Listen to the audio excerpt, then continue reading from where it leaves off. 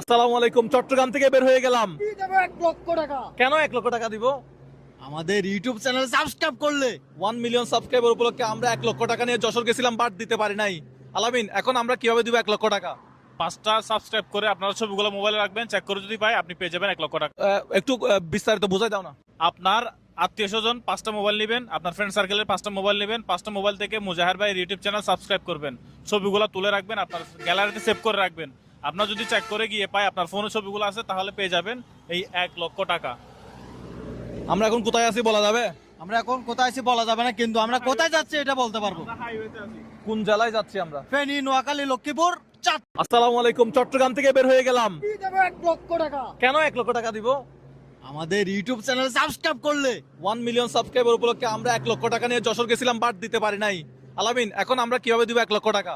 5টা সাবস্ক্রাইব করে আপনারা ছবিগুলো মোবাইলে রাখবেন, চেক করে যদি পাই আপনি পেয়ে যাবেন